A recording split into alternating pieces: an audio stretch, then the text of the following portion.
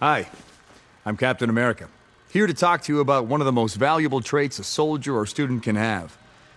Patience. What does average mean to you? Something good, something bad, bit of both. If the best of the Marvel Cinematic Universe represents entertainment for everyone, then I think the worst of Marvel represents apathy. It's like vanilla ice cream, cheese pizza. It provides for the most amount of people, but it's not something that really connects. Now, as someone who loves vanilla ice cream, if it does connect with you, that's great. But to me, every decision that Marvel has made to appeal to the most amount of people has also restricted anything unique about the series, and now I'm sick of it. We'll have so much ice cream, we'll never stop puking.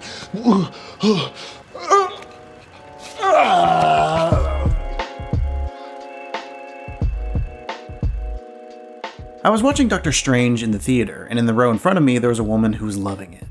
She laughed, she gasped, and anytime the cape did anything cute, she let out a suppressed squeal. When it was over, a man next to her started to leave, and I have no idea if they knew each other, but the woman turned to the man and eagerly told him, "There's something at the end of the credits." And the guy said, "Okay," and walked out. And that's kind of where I'm at now. Marvel isn't really worth a lot of effort on my part. I don't go to the theater as often, I don't stay past the credits, and when I catch up at home, I'm on my phone or my computer because they're not that engaging. I mean, the films are solid, there are no deal breakers, just reasons not to care. As of 2019, Marvel still has my attention. I'll watch their movies if it's convenient, but they don't have my unconditional devotion. And since their properties are moving to the streaming service Disney+, I feel like the expectation is to jump through hoops with them. But I won't, especially not for the uninspiring projects on the horizon. Prepare yourself. You are now meeting the Grand Master.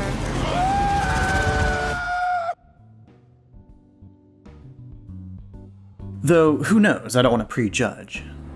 Still, I'm not sure what they're hoping to achieve by blurring the line between film and television, especially since Marvel's greatest obstacle has been their audience's delicate memory. We weren't in Spider-Man. Yes, we were. Homecoming. You were in Spider-Man. No. Yeah. I was in Avengers. No, you were in Spider-Man also. It's become.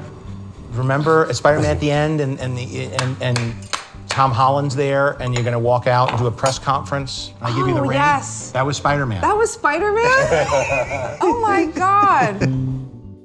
True or false, Marvel is just a very expensive TV show? False. False? Why would you say false?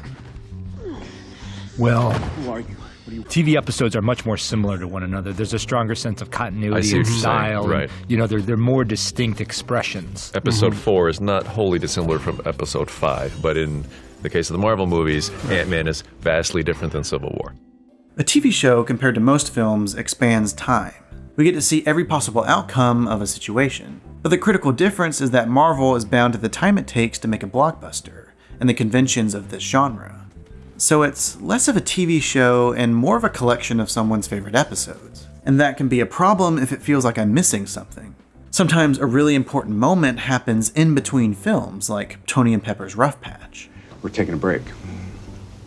It's nobody's fault. I'm so sorry, Tony. I didn't know. Yeah, I didn't either.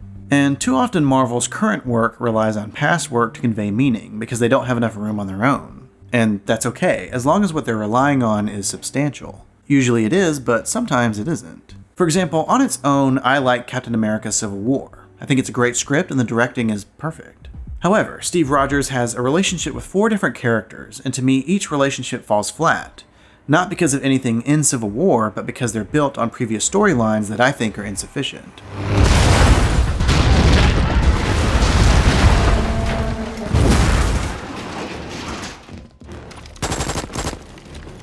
Civil War opens with an action scene focused on Brock Rumlow, aka Crossbones.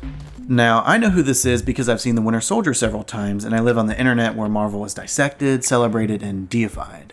But to a casual viewer, Crossbones might feel like a new character. We've never seen this costume before, we don't see his face until the end of the sequence, his face is burned so he looks different, and ultimately I think the filmmakers overestimated how memorable this character was. He's just a minor henchman. When I watch Marvel movies with my parents, it shows me what ordinary people actually pay attention to. They thought Crossbones was a new character, and yet the film presents him as a character you should know. which technically you should. This is for dropping a building on my face. So is it my parents' fault for not remembering this character, or is it the filmmakers? I think it's both. I recognize this character literally, but his presence is so unremarkable that I don't think he's earned such a familiarity in Civil War. I feel the same about Sharon Carter. A friend of mine thought she was a new character, despite references to the Winter Soldier. When you were spying on me from across the hall. You mean when I was doing my job? But in my friend's defense, a reference to the past doesn't mean we've actually seen it before. Who are you? Don't you remember? I'm Scourge. We fought together on Vanaheim. Right. Thanos already has the Power Stone because he stole it last week when he decimated Xandar. Wanda, for 2 years, we stormed these moments, trying to see if this could work, and I don't know, Just to add to the confusion. In The Winter Soldier, Sharon is a potential love interest doubling as a spy, but she's barely in the film. What was her name again? Sharon. She's nice. And in Civil War, there are so many characters and story threads that there's no room to develop a romance. All Sharon can do is give Steve bureaucratic intel, so the filmmakers are hoping that their previous connection is enough to sell the idea that they like each other. Hey, if you want, you're welcome to use my machine. Might be cheaper than the one in the basement. Oh yeah? What's it cost? Cup of coffee? But it isn't. This one little scene is not enough. Resurrecting a slight fling and wedging it in a movie that's over 2 hours doesn't work. Therefore, the kiss is boring and lifeless.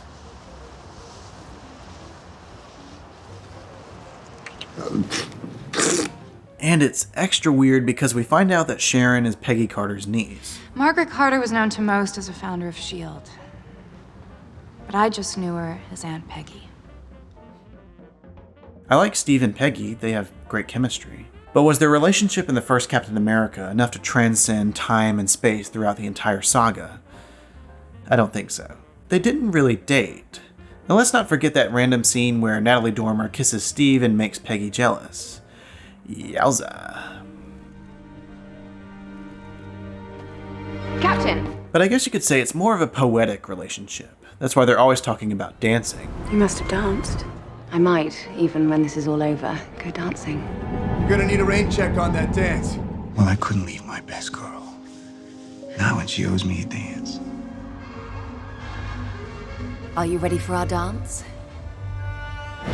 However, if that's all it is, if their relationship is only based on poetry, I'm not going to get choked up when she dies. Sorry. And finally, Bucky Barnes.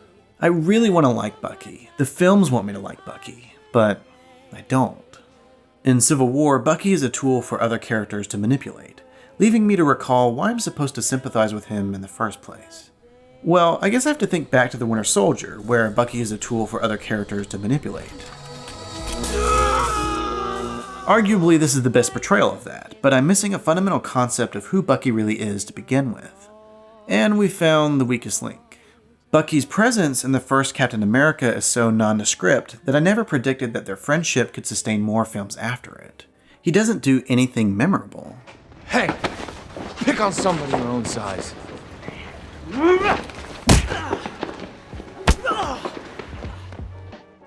Narratively, he functions as Steve's opposite. Steve is fragile, awkward, and unable to enlist. So Bucky is handsome, charming, and goes to war early on. It's pretty simple. Later, Bucky is rescued from Hydra, and again the writers only use Bucky to compare him to Steve. Now that Steve has muscles, Bucky feels insecure. I'm invisible. I'm turning into you. It's like a horrible dream. Then he dies. We get one scene to mourn his loss, and then it's off to fight the bad guys. The problem with Bucky is that he's dwarfed by other secondary characters. I counted the dialogue, and Peggy Carter has 134 lines. Colonel Phillips has 129, Dr. Erskine has 122, Bucky has 73, and Howard Stark has 57. But notice with Howard, who technically has fewer lines, already has a previous connection to a character we know.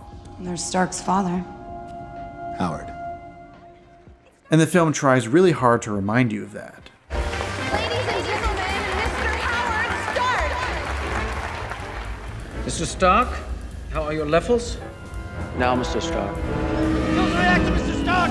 Mr. Stark! Stark is the best civilian pilot I've ever seen. He's mad enough to brave this airspace. We're lucky to have him. Can't touch Stark, he's rich. Excuse me. I'm looking for Mr. Stark. Well, what about you and Stark? How do I know you two haven't been fondue-ing? You quite finished, Mr. Stark? I'm sure the captain has some unfinished business. What do you think? He also creates Captain America's shield.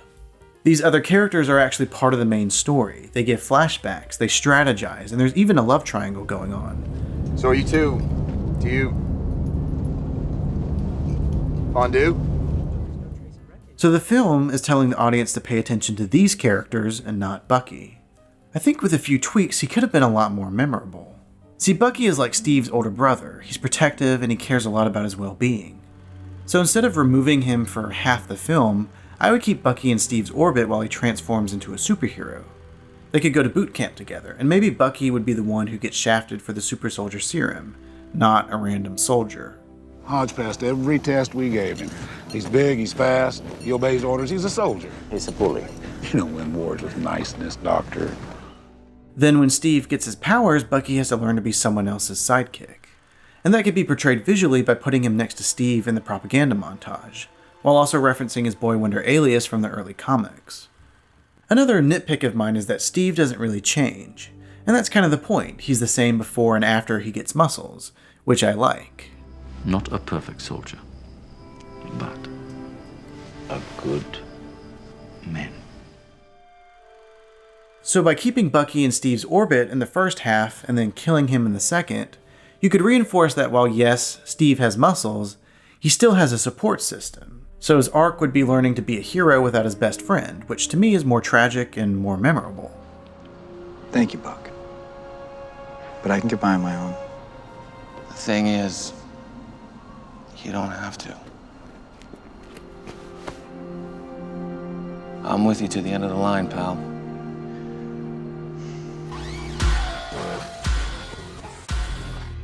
Obviously hindsight is 20/20, but by the time you get to the Winter Soldier and Civil War, it's too late.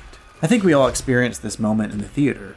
The Winter Soldier's mask falls to the ground and we finally see who it is. And half the theater went, oh. And then the other half turned to their partner and asked, who is that? I'll give them credit, they tried. They recapped the first film and inserted a flashback. But I'm not talking about literal memory, I'm talking about emotional memory. Do I really believe that Steve and Bucky are inseparable friends? No, because I've only ever seen fragments of what that looks like. It's not about Bucky, it's about Steve's motivations. Again, on its own, I think Civil War is great. But if Steve Rogers is going to freeze during a mission, if he's going to rebel against his friends, if he's going to fight law enforcement, get arrested, risk his life, if he's going to fight the Avengers, if he's going to fight Tony, if he's going to be a fugitive, I need a compelling reason why. He's my friend. If that reason is based on a friendship that I don't believe, then it's not compelling, it's boring. I don't know if I'm worth all this, Steve. So even if a script does everything right, even if it expertly weaves narratives of vengeance, love, loss, and friendship, it can still be meaningless. On the other side, you might get a story with so many setups and tie-ins that it can't even function as its own film. Avengers Age of Ultron is quite literally the midpoint of this franchise. It has to recap the past and properly set up story elements for the future. Ambitious, definitely, but it's also really cluttered. And let me be clear, I have no idea what it takes to make a movie, or a big movie, or an Avengers movie, or an Avengers sequel. Why on earth would I make another Avengers movie? They're really hard. You can tell from the commentary track and interviews that writer-director Joss Whedon was absolutely exhausted after making this project. Lots of pressure, lots of expectations, not enough time. So let me say, I sympathize. But I'm still gonna tear it apart. I think there's a good movie in here, but the overabundance of tie-ins not only wrecks this film, but other future story threads. Or they're just flat out unnecessary. For example, they tease Wakanda for the first time by featuring Ulysses Klaue. Oh, yeah. It's a word in an African dialect meaning thief in a much less friendly way. What dialect? Wakanda, Wakanda. But Black Panther easily reestablishes who he is. He's an arms dealer and he stole some of their vibranium. Got it. The only thing you're missing is how he lost his arm, but I'm not sure that matters. Do I look like Iron Man Stark? In Age of Ultron, Klaue is just a middleman for vibranium. So I feel like there's a way to combine the fight in Korea, where they steal the cradle, and the fight in Africa, where they get hypnotized. Thor, status. The girl tried to warp my mind. Take special care. I doubt a human can keep her at bay. Fortunately, I am mighty. There's also a tease for Thor Ragnarok and the destruction of Asgard. But given the tone of that film...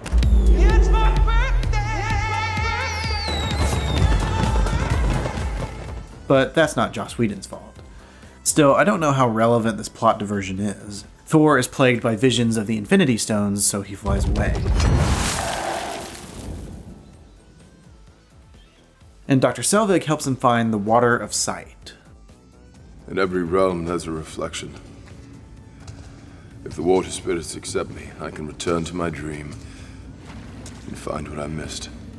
Why did Joss Whedon introduce a new concept in order to introduce a new concept? Anyway, Thor goes into the water and dreams about the Infinity Stones, but this whole subplot is just adding to the confusion. Thor already knows what the stones are. He could have dreamt about them on his own. It's the Mind Stone. It's one of the 6 Infinity Stones, the greatest power in the universe, unparalleled in its destructive capabilities. In Age of Ultron, we find out the Mind Stone is inside Loki's scepter from the first Avengers. So wait, Thanos had the Mind Stone in his possession, and he gave it to Loki so he could find the Space Stone?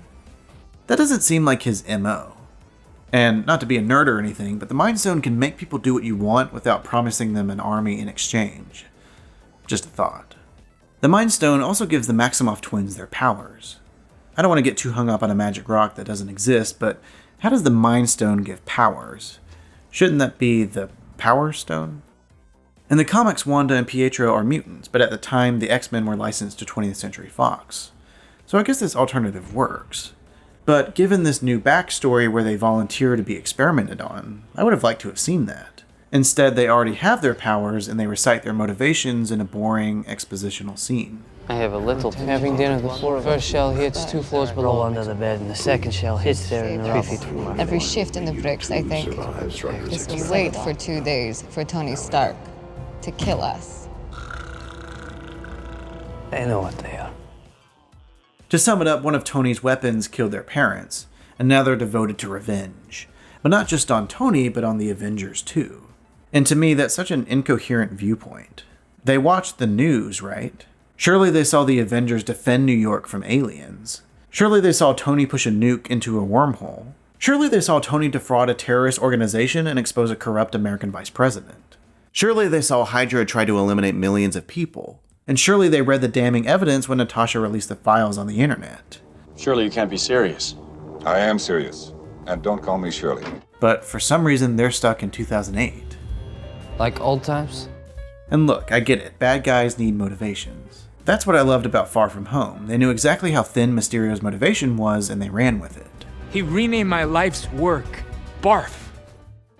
It's hilarious. But the difference is the Maximoffs have to switch sides at the end, so even though their ideas are moronic, they can't be treated like morons. After they realize that Ultron is evil, surprise, surprise, Wanda makes this really accurate, insightful, observant, perceptive analysis of Tony Stark's personality. He will do anything to make things right.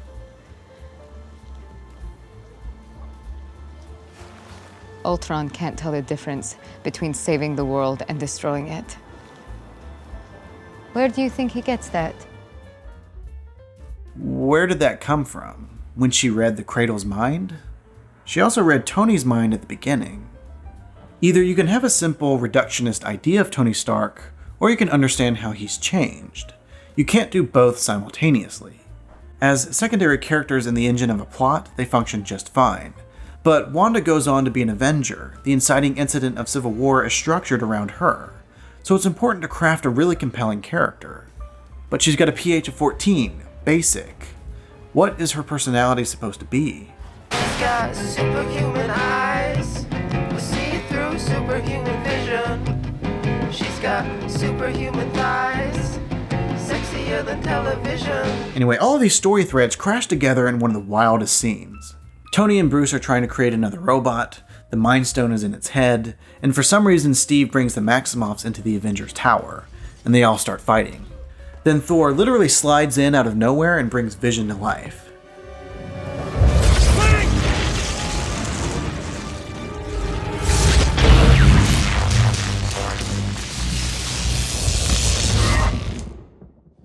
Age of Ultron is about monsters. Or at least they say the word monster, and hopefully it means something. What kind of monster would let a German scientist experiment on them to protect their country? You still think you're the only monster on the team? We're monsters, buddy. You've got to own it. If you're the monster that Ultron made you to be. Maybe I am a monster. Ultron thinks we're monsters, that we're what's wrong with the world. If I can decipher what that means, the qualities that make the Avengers great also make them destructive. Superpowers are innately horrific. Superheroes are born out of tragedy, and their effort to be normal creates opposition. Tony tries to create preemptive, everlasting peace, but creates a monster that seeks to undo that. So Vision and Ultron represent that duality. They think order and chaos are somehow opposites and try to control what won't be. But there is grace in their failings. I think you missed that. The problem is that Vision is created in the last act, right before all of the big action happens. So not only is the internal theme kind of messy, but like Wanda, Vision doesn't get enough time to solidify himself as someone we should care about. Who's this purple weirdo? Vision! Surprised you actually knew who that was. He doesn't have the time in Civil War either because he's not the focus. A pinch of paprika. A pinch. So flash forward to Infinity War, and Vision is willing to sacrifice himself to destroy the Mind Stone. But everyone rejects that idea because they apparently love Vision. We don't trade lives, Vision. The entire third act exists to defend him. Wakandans die for him, and it results in a heartbreaking scene where Wanda has to kill her lover. But I just found out they were together like an hour ago, so I'm sorry if I don't get misty-eyed over this forced relationship. However, no relationship will ever be as forced as Bruce and Natasha's. Sorry. Their romance was a point of contention for some people. Not for us while we were making it. In fact, it never occurred to us that there would be any reaction against it. With everything I've said about time so far, the first question is, do we need a new romance? Love, I adore you. or adoration, needs a lot of time to be authentic, and the big crossover films don't have time to spare. The other obvious point is Natasha is the only woman on the team. Women love love, right? You get to drop in and play Joss Whedon and everybody cheers. But to give them the benefit of the doubt, I think the intention was to give the characters without love a chance to have it. Specifically characters that at the time were unlikely to get their own standalone films. But the choice to put these two together is bizarre. So bizarre that other characters have to assure us that this is real. It's nice. What is? You and Romanoff. What about Nat and Dr. Banner? How long has that been going on? As what? Historically, Black Widow has had various romantic counterparts. Daredevil, Hawkeye, the Winter Soldier. Basically anyone who's damaged, or a spy, or a calloused assassin, like her. In the Avengers, it seemed like she loved Clint the most. Not necessarily romantically, but if they ever decided to give Natasha a romance, he was a natural fit. Is this love, Agent Romanoff? Love is for children. I owe him a debt. In The Winter Soldier, that shifted to Steve. They had great chemistry and lots of opportunities to flirt. Was that your first kiss since 1945? Not bad, huh? I didn't say that. Well, it kind of sounds like that's what you're saying. No, I didn't. I just wondered how much practice you've had. You don't need practice. Everybody needs practice. It was not my first kiss since 1945. And although they had opposing morals, they could easily meet in the middle. Then, randomly, she's got bedroom eyes for Bruce. I've seen her flirt. Up close. This ain't that. Fact is, he's not like anybody I've ever known. Some people might argue that the groundwork was sown in the first Avengers. You sent me to recruit him way back when. Did you know then what was gonna happen? But it really isn't. The subtext of Bruce and Natasha's relationship is fear. She tries to recruit him civilly, but she's holding back her fear of the Hulk. No one's gonna put you in. Stop lying to me! Later, that fear is fully realized when the Hulk attacks her.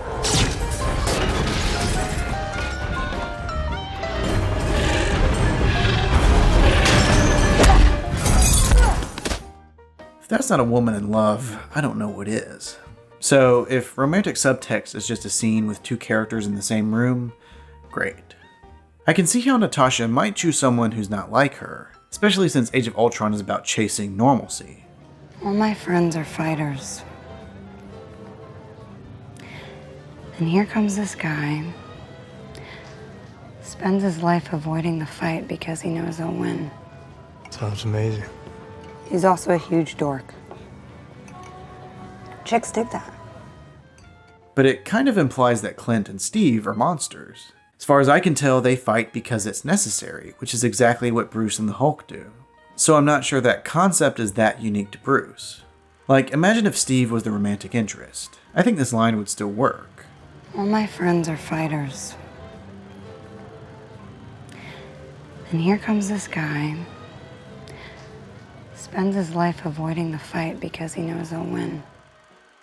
None of the characters are going to be completely consistent throughout the series, but this seems like an extra special attempt to configure Natasha into what Joss Whedon wants her to be. Who do you want me to be? And the unfortunate part is that this rushed mini relationship has lasted throughout the franchise. Nat. This is awkward. Every time they bring it up again, it's so cringy. Even Thor Ragnarok, which is mostly funny and irreverent, has a sentimental scene where a recording of Natasha undoes the Hulk.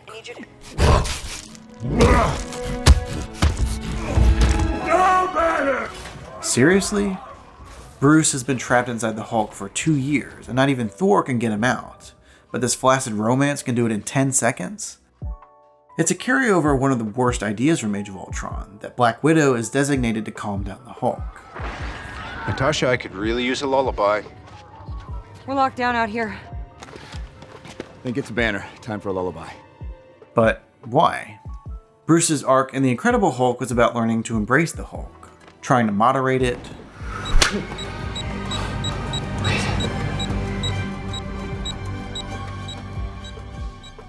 trying to get rid of it. Maybe your mind is in there. It's just overcharged and can't process what's happening. I don't want to control it. I want to get rid of it. And then ultimately controlling it. And in The Avengers, everyone wants to know how he does it. Avoiding stress isn't the secret. Then what is it? Yoga? You really have got a lid on it, haven't you? What's your secret? Mellow jazz, bongo drums, huge bag of weed? That's my secret, Captain. I'm always angry.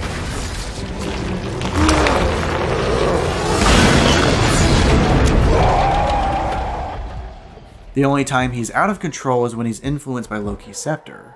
You want to know my secret, Agent Romanoff? You want to know how I stay calm? Dr. Banner. Put down the scepter.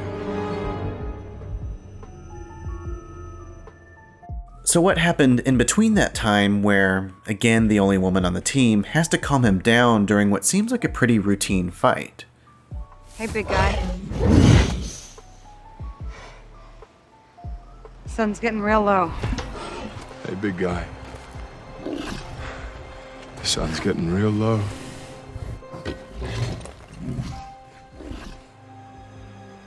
I won't hurt you anymore. No one will.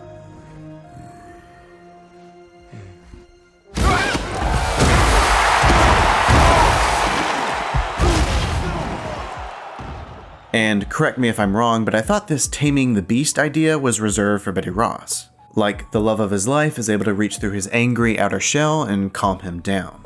I won't let them hurt you. What is she doing? He'll kill her! No, he won't. She's trying to calm him down so he won't burn through the sedative.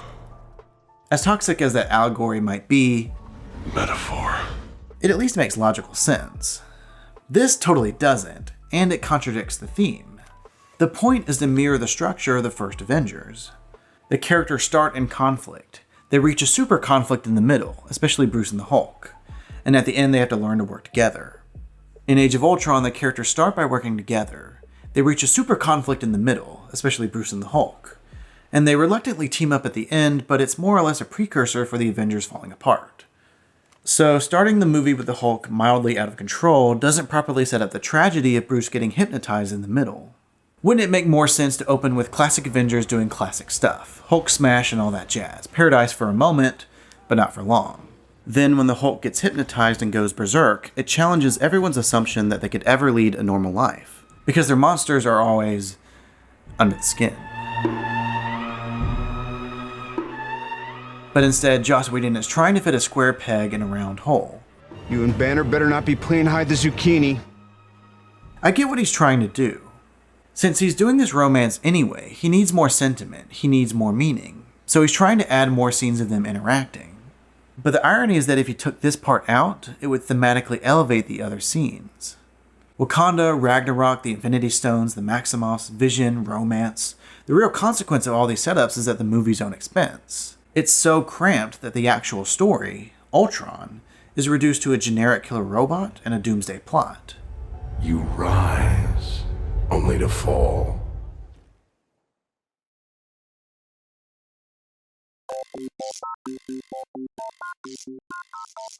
Familiarity is the backbone of this franchise. And that's not news to anybody. Every Marvel film is virtually the same. And by God, it better fit the mold at all costs. What did it cost? Everything. There's a bad guy, there's a MacGuffin, and the bad guy wants to use the MacGuffin to do bad things. So this orb has a real shiny blue suitcase, Ark of the Covenant, Maltese Falcon sort of vibe. Maybe that's a requirement of the genre, but I'm tired of the same structure. Can you make a fun superhero film without a villain? It sounds weird, but I think it's possible. The Quantum Realm is a subatomic world outside of time and space, and yet Ant-Man and the Wasp only spends 5 minutes inside of it. The plot should have been about Hope and Scott searching for Janet in the Quantum Realm, traversing new terrain, exploring fantastic creatures and cities. But instead, we get a hot potato plot about various characters trying to steal Hank's lab. He got the lab.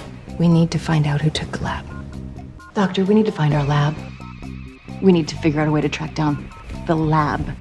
So if we had an old suit, we might be able to track down the lab? Got to get that lab back. Well, then we'll make them bring the lab back. You gonna get me that lab? You get the lab. We have a man down and Pym's lab is gone. We gotta go find that lab. I want that lab, boys, whatever it takes. There it is right there. Get the lab. Get the lab! Birch got the lab. I'll get the lab. I got the lab. I got the lab. Move. Oh my god, I don't care. The only significance of the lab is that it contains a portal into the Quantum Realm. That's the interesting part. After Infinity War, why is the Ant-Man franchise playing it so safe? Why are we still using generic villains in suits?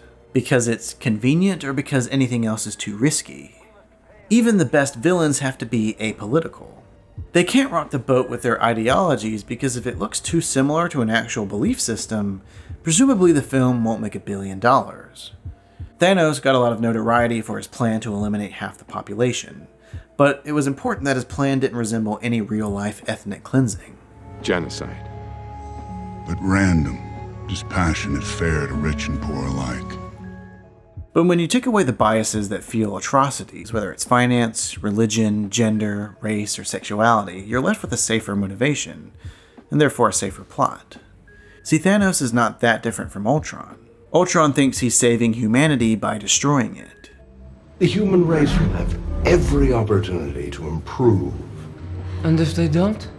Ask Noah. You're a madman. They called me a madman. Hydra is a way to have a Nazi aesthetic, but without any of those really uncomfortable parts.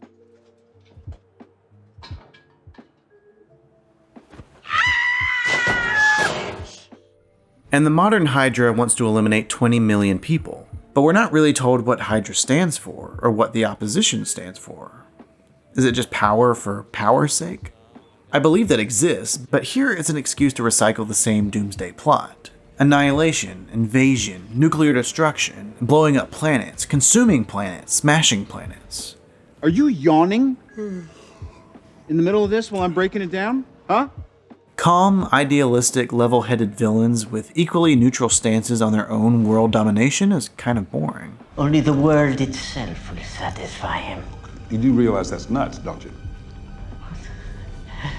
The sanity of the plan is of no consequence. Then why is that? Because he can't do it. Passion is engaging. Clashing beliefs are engaging. It needs correction. You don't know that! I'm the only one who knows that. That's why despite Thanos' plan, he's still a great character, because I believe that he believes his justifications. And I believe him because Infinity War is structured around him. He's effectively the main character, which allows him to have real conversations. The hardest choices require the strongest wills. That to me has been the difference between the best villains and the functional villains. In the Avengers, Loki has a one-on-one conversation about his own superiority with almost every major character. Nick Fury... An ant has no quarrel with a boot. You planning to step on us? Thor... You think yourself above them? Oh, yes. Natasha... This is the basest sentimentality. This is a child at prayer. Pathetic! Coulson... Your heroes are scattered. Your floating fortress falls from the sky. Where is my disadvantage? Tony... There's no throne. There is no version of this where you come out on top.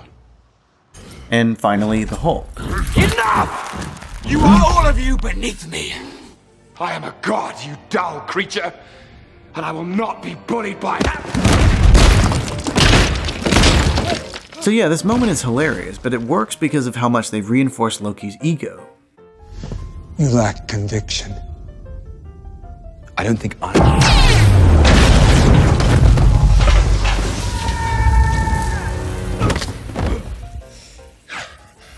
have been falling for 30 minutes! With that in mind, it's easy to see why he continues to be in these films, why he's getting his own TV show. Whereas Malekith will never be seen again.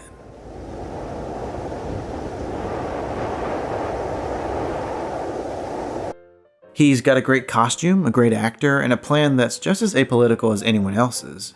So why is he so forgettable? Well, I think it's because he never speaks to Thor. The first time they interact, Thor obliterates half of his face. It's not really a moment where Malekith can express something about his character. My litmus test has always been dialogue during a fight. If a villain is actually engaging or connected to a hero, they'll have something interesting to say. Something pompous. All that for a drop of blood. Something duplicitous.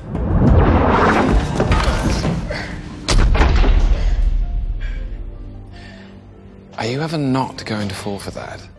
Or nothing at all. You think you can stop this? But no one takes the cake quite like Darren Cross, aka Yellow Jacket. Ouch.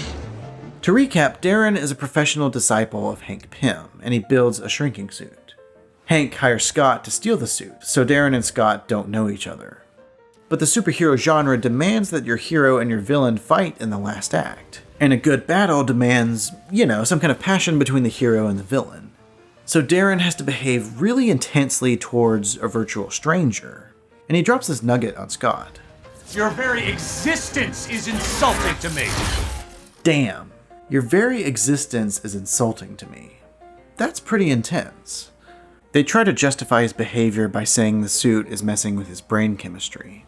This is not who you are. It's the particles altering your brain chemistry. But I see this line for what it is, a symptom of a flawed script. The harsh reality is that based on the structure of this script, Hank Pym is the main character. It's his technology, his name on the building, his protege, his daughter, and it's his wife that disappears. Both Ant-Man films start with flashbacks of Hank. You lost your mother. I didn't mean to lose you, too. This is awesome. It's awesome, You guys are breaking down walls, you're healing. It's important. I ruined the moment, didn't I? Yes, you did, yes. So imagine Scott isn't in the movie, And instead it's about an old grizzled Hank Pym who doesn't want to be Ant-Man. He's cut ties with his work and his daughter, but Hope starts discovering more evil at the company he was kicked out of. So they have to work together to steal the Yellow Jacket suit. And at the end, Hank has to fight Darren. I've spent years carrying around my anger for Hank Pym. I devoted my genius to him. Could have worked anywhere. I chose my mentor poorly. Darren feels rejected by his mentor, his father figure, so finally this line fits. Your very existence is insulting to me. But the other harsh reality is that old and grizzled doesn't fit Marvel's superhero archetype. Oh my back. It's like, what is this? How do you market a movie like Ant-Man to young people if Michael Douglas is the star? You can't. Paul Rudd has to be Ant-Man. He has to be handsome. He has to be funny. He has to be handsome. He has to be funny. Oh, I guess that's it. And I'm stuck in this paradox. I think Marvel movies are getting better, but they're also wearing out their welcome. It feels like they're perfecting one note. Handsome, check. Quippy, check. Genius, check. But if they're all the same, how do you distinguish between them? What makes one Chris hotter than the other? What makes Shuri smarter than Bruce? Why didn't you just reprogram the synapses to work collectively? Because we didn't think of it? I don't know. It all starts to blend together. That's why the Guardians of the Galaxy are so refreshing. They're ugly and plucky and dumb. Dude, don't call us plucky. We don't know what it means. Even if you don't like them, they stand out from the crowd. There's detail, there's specificity. Look at Peter's music, for example. This one aspect informs so many levels of his personality. His mother gave him a mixtape before she died, so the 70s pop songs are related to her. He's also afraid to deal with his past, which is why he can't open Volume 2 until the end. And you can see how the Guardians bond over Peter's music over time. It brings them closer together. You got any clones of Quill's old music on the ship?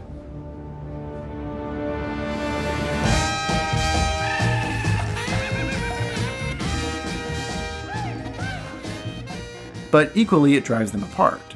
Peter's father tries to manipulate him through the song Brandy, You're a Fine Girl. The sea calls the sailor back. He loves the girl, but that's not his place. Sea calls upon him as history calls upon great men. And his fixation on pop culture shows how stunted his maturity is. He's emotionally stuck as a child. Like in Footloose, the movie? Exactly like Footloose. Devoting your personality to media has its ups and downs. You can make a YouTube channel and get some cheddar cheese! Well, sometimes. But it can also limit your ability to express yourself without it. You know what? This is not Cheers after all. This is whatever the show is where one person is willing to open themselves up to new possibility and the other person is a jerk who doesn't trust anybody. It's a show that doesn't exist. That's why it would get 0 ratings. I don't know what Cheers is! So that's what Peter has to figure out, how to share his passions wholesomely. Our music, our food, our fashion, our likes and dislikes say something about us, and they can be used in storytelling. You know what the first sound is in the Marvel Cinematic Universe? Between the first 2 Iron Man films, AC/DC is used 3 times. There's even merchandise with the movie and the band. So when Iron Man shows up in the Avengers, this song has relevance.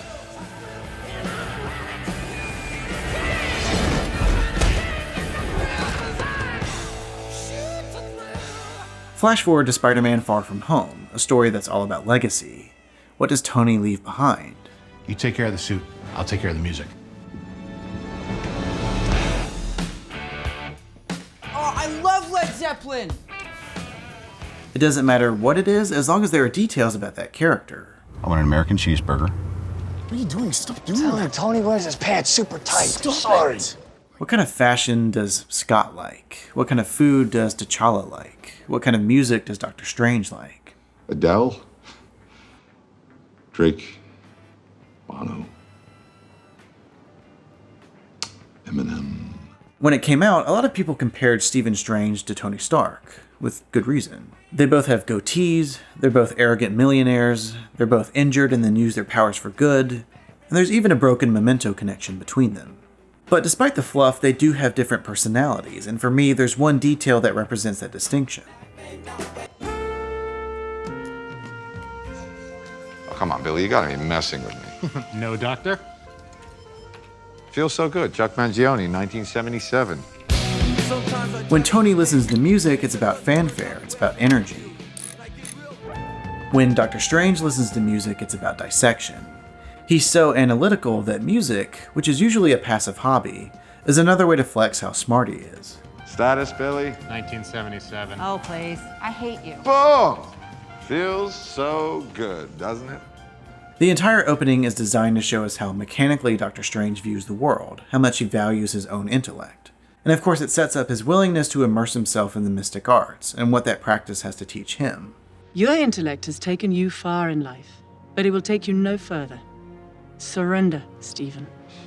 Silence your ego, and your power will rise.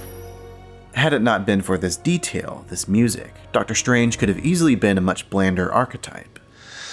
Well, after Western medicine failed me, I headed east, and I ended up in Kathmandu. Kathmandu? Yeah. What? Like the Bob Seger song? In 1975, Beautiful Loser, Side A, and I went to a place called Conversation. And that's what's so hollow to me about Captain Marvel. Grunge is a good look for you. Carol Danvers is trying to rediscover her lost identity, but she never uses what she loves to find that. She used to dress up as Janis Joplin, Axl Rose, so music was obviously important to her. She wears a Nine Inch Nails shirt, but there's no industrial rock and roll. It has no influence on her or the style of the movie. Later, when Carol is trapped by the Supreme Intelligence, her subconscious starts playing Nirvana. Even though this song came out after she lived on Hala. But this could have worked if she spent any time at all rediscovering music. Carol walks into a bar and sees snippets of her past, and there's a jukebox in the corner. It could have been really touching if she instinctively picked a song that meant something to her. Instead, she blows up the jukebox to show off her power.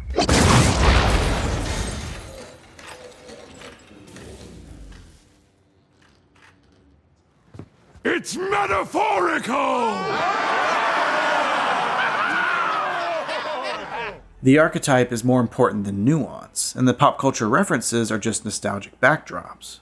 Just a Girl is lyrically thematic, and Nirvana fits Carol's style, but Nine Inch Nails could have done both.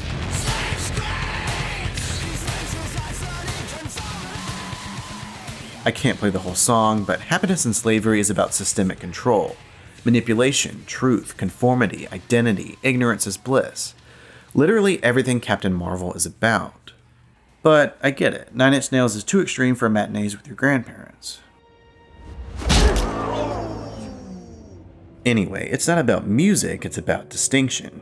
Cigarettes don't exist in the Marvel Cinematic Universe. Gay superheroes don't exist in the Marvel Cinematic Universe. Deaf people don't exist in the Marvel Cinematic Universe.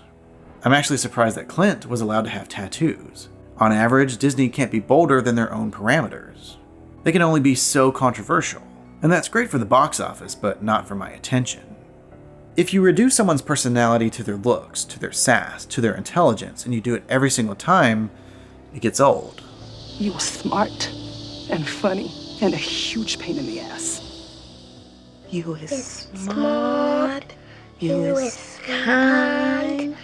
You is important. Oh, that's so good. It's kind of like using a Dutch angle over and over again. After a while, it loses its impact.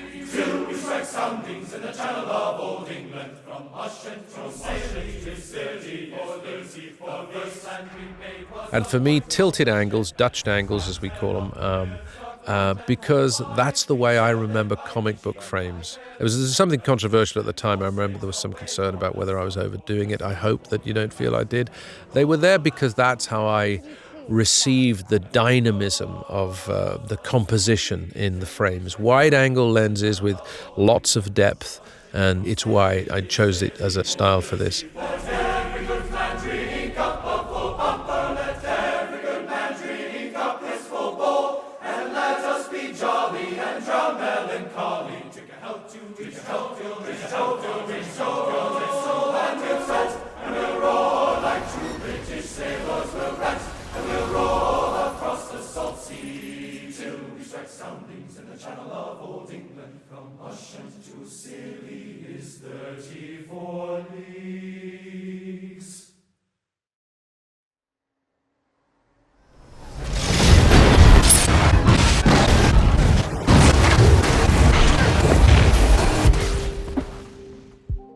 In Guardians of the Galaxy Volume 2, there's a scene where Baby Groot has to find Yondu's prototype fin. It's a prototype fin. But Baby Groot brings back 5 objects that aren't the prototype fin until Kraglin intervenes. To me, the structure of this scene is a perfect representation of Marvel's action scenes. But instead of bringing back 5 objects, it's fighting 1,000 robots or aliens or zombies. We know what needs to happen, and in between there's room for any gag that you want. Theoretically, Baby Groot could bring back the wrong item over and over, but after a while you'd say, okay, I get it. But for some reason we don't treat action scenes the same way. It doesn't surprise me that Genndy Tartakovsky, the creator of Samurai Jack, helped storyboard sequences for Iron Man 2. That was the trick he would use on Cartoon Network, is he'd use, the samurai warrior cutting heads and limbs off of these things, but they were all robots. And I reached out to him, and, we had been talking and meeting, and I finally asked him, hey, you want to come on board and help me with this stuff? You have a great handle on action. It's not what I'm from. And he did. A storyboard artist visualizes complex scenes for a director by coming up with gags and designing shots. It's a collaborative process between the director and the art department, and the drawings or animatics are refined until the sequence is finished.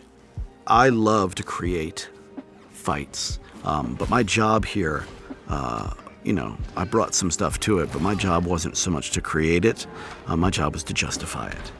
But since the last decade, and maybe even further back, I feel like blockbusters are increasingly relying on storyboard gags to convey action.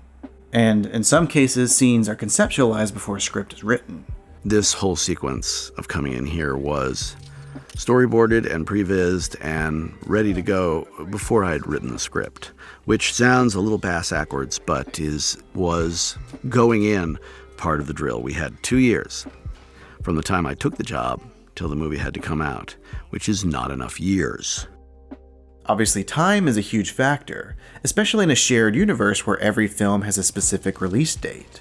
But the other factor is that most of the Marvel directors don't have a background in action. So if a storyboard artist presents an idea, and this is funny and that's funny, and this is cool and that's cool, does a director have the judgment to say, no, this is too much, or no, this is too far?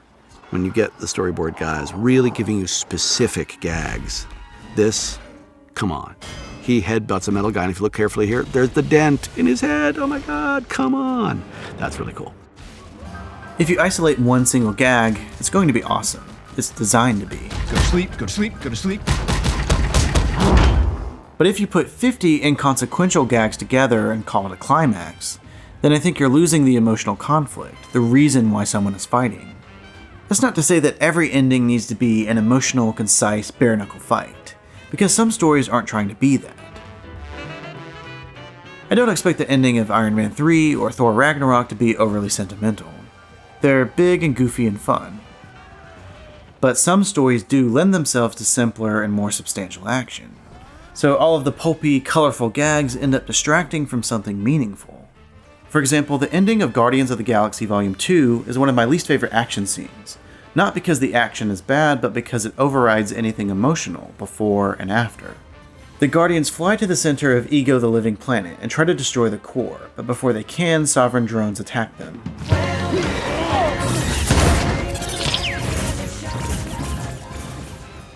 Ego is alerted to their presence, so Mantis uses her ability to put him to sleep.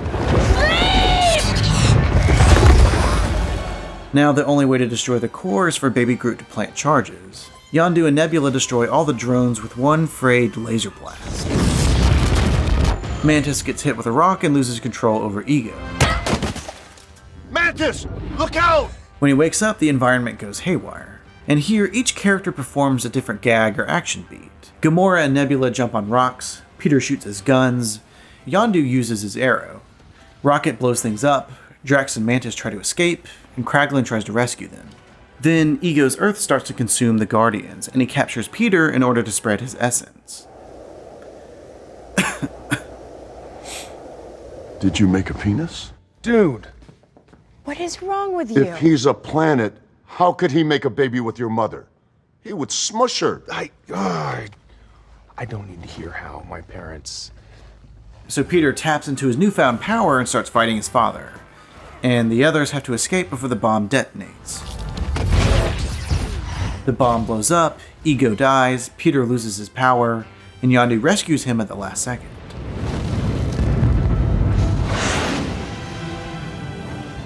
He may have been your father, boy, but he wasn't your daddy.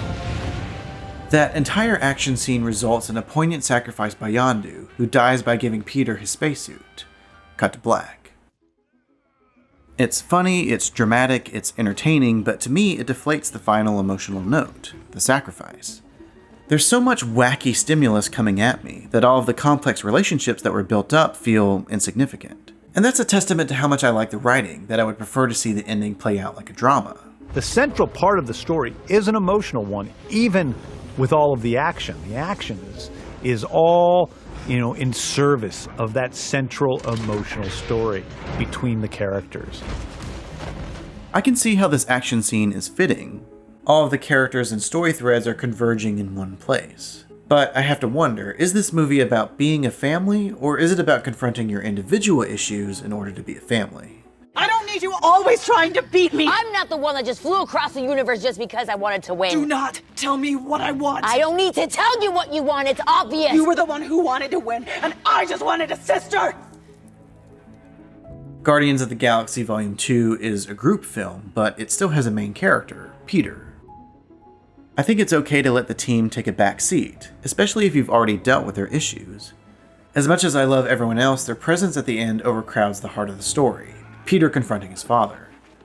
So if I were to tweak the last action scene, I would do it like this. The Guardians fly down and plant charges. No timer, but Peter has a detonator. Ego detects their presence and they fight the planet until Mantis puts him to sleep, which buys everyone enough time to get on the ship and escape. As they're leaving, Peter has second thoughts about killing Ego, and he does the unthinkable. He flies down and tries to give his father a chance to do the right thing. Of course, Ego doesn't surrender, and it leads to a fight over control of the detonator. Peter's spacesuit gets damaged, but eventually he gets the upper hand and blows up the planet, killing his father. At the last second, Yondu rescues Peter and sacrifices himself by giving up his spacesuit.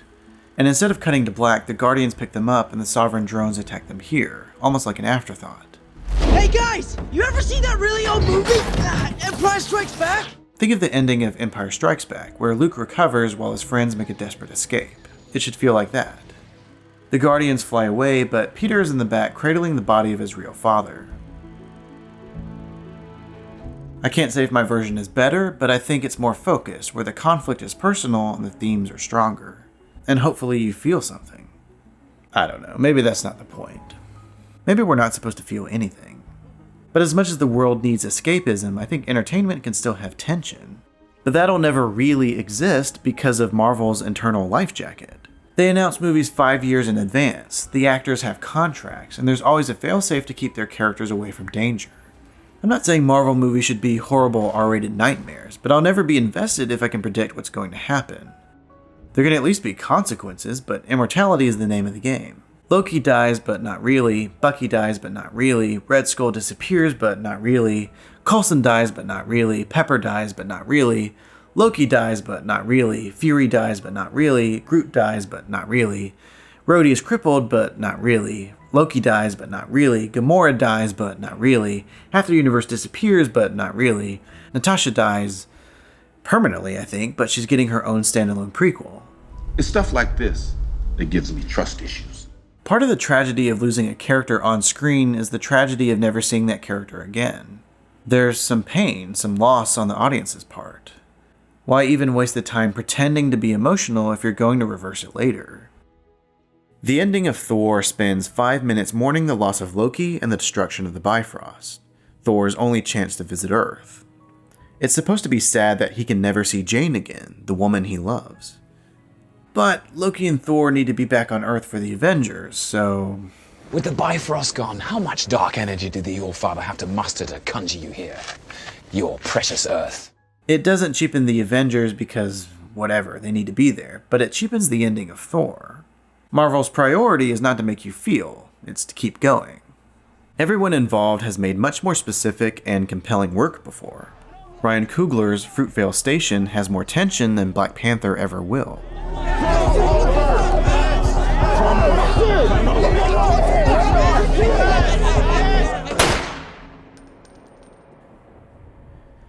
Chris Evans' performance in Snowpiercer is more devastating than 10 outings as Captain America. But I imagine specific choices are at the expense of the almighty dollar. Recycled plots, archetypal characters, and inconsequential action scenes will always supersede resonance if it means the franchise will last longer. As these things happen, though, nothing lasts forever. The only thing that... Why don't you come sit? I'm not done yet. The only thing that is permanent in life is impermanence. Awesome. So how do I feel about Marvel? Well, I think it's a perfect balance between what works and what could be better.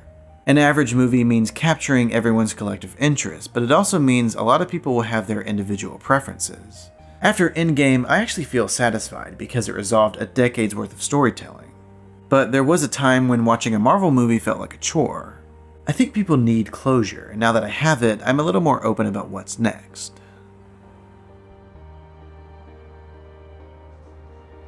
But a thing isn't beautiful because it lasts. The Marvel Cinematic Universe isn't over, far from it. But if it ended right now, I'd be happy with what I've been given.